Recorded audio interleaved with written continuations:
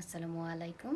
আমি সুমাইয়া আপনাদের সবাইকে ঈদের শুভেচ্ছা জানিয়ে আজকে ঈদ স্পেশাল বিরিয়ানি রান্না করে দেখাবো। আর এই বিরিয়ানিটি আমি শেয়ার করবো আমার প্রতিবেশীর সাথে। তো চলুন দেখে নিই। আসসালামু আলাইকুম, আমি সুমাইয়া আপনাদের সবাইকে সুমাইয়া কিচেন রেসিপি থেকে ঈদের শুভেচ্ছা জানিয়ে আজকে ঈদের বিরিয়ানি রান্না করে দেখাবো। তো চলুন কী কী লাগবে আমরা দেখে নিই। এখানে আমি একটি চিকেন নিয়ে নিয়েছি, ছোট ছোট করে টুকরো করে ভালোভাবে ধুয়ে নিয়েছি। কাঁচামরিচ 60টি নিয়েছি, বাদাম বাটা 1 টেবিল চামচ, পেঁয়াজ বাটা 1 টেবিল চামচ, রসুন কুচি 1 কাপ। এখানে আমি বিরিয়ানি মশলা, এটা আমার হাতে বানানো, আমি এখানে 1 টেবিল চামচ বিরিয়ানি মশলা নিয়েছি।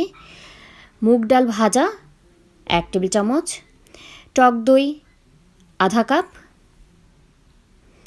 পোলাও চালটা আমি এখানে 2 কাপ পরিমাণে নিয়েছি এবং ভালোভাবে ধুয়ে পানিটা ঝেড়ে নিয়েছি। আদা রসুন বাটা 1 চা চামচ করে, এবং এখানে আমি ঘি ইউজ করছি। তো প্রথমে আমি ঘি দিয়ে একটি হাঁড়িতে গরম করে তার ভেতরে পেঁয়াজের কুচিগুলো দিয়ে দিলাম এবং ভালোভাবে নেড়ে নিব।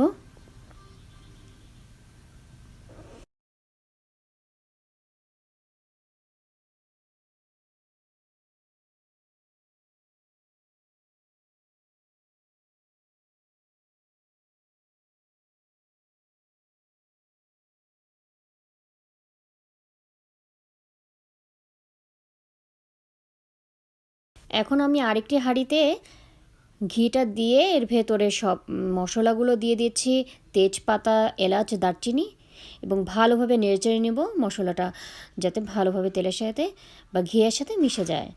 তো আমি এটা ভালোভাবে নেড়েচেড়ে নিচ্ছি এবং এর ভেতরে এখন আমি পেঁয়াজ কুচিগুলো দিয়ে দেব।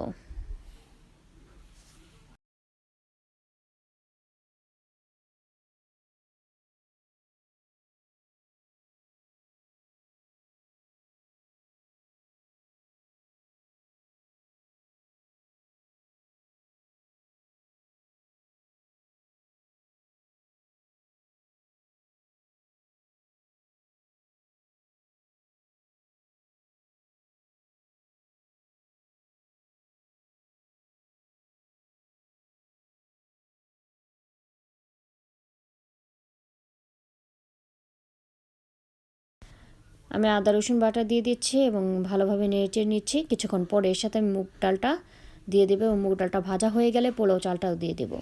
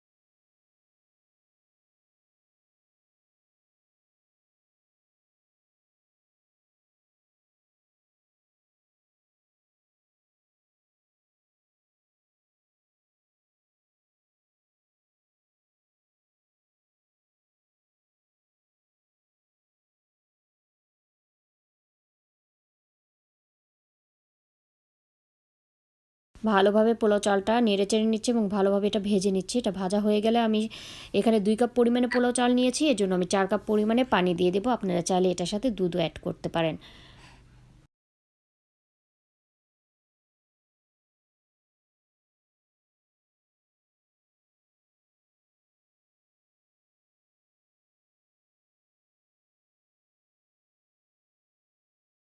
আমার পোলাওটা হয়ে গেলে আমি এর সাথে চিকেনের সেই রান্নাগুলো চিকেন দিয়ে দিচ্ছি এবং এই চিকেনটা ভালোভাবে নেড়ে চেড়ে নেব, পোলাওর সাথে মিশিয়ে নেব এবং কিছুক্ষণ দমে রেখে দেব।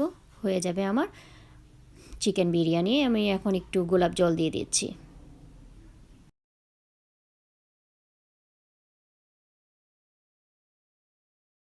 আমি এখানে কিচমিচ ইউজ করেছি, আপনারা চাইলে এখানে বাদাম কুচিও অ্যাড করতে পারেন বা পেঁয়াজ বেরেস্তা, যেটা আপনারা পছন্দ করেন সেটা অ্যাড করে নিতে পারেন। এবং আমি সর্বশেষে যা করব তা হলো কাঁচামরিচটা অ্যাড করে দেব, এতে কাঁচামরিচ স্মেলটা চলে আসবে এবং ঝালও তেমন লাগবে না। তো আমি কাঁচামরিচটা দিয়ে দিচ্ছি এবং ঢেকে দেব, কিছুক্ষণ দমে রেখে হয়ে যাবে আমার ঈদের বিরিয়ানি। আমার রেসিপি ভালো লাগলে আমার চ্যানেলটা সাবস্ক্রাইব করবেন। ধন্যবাদ।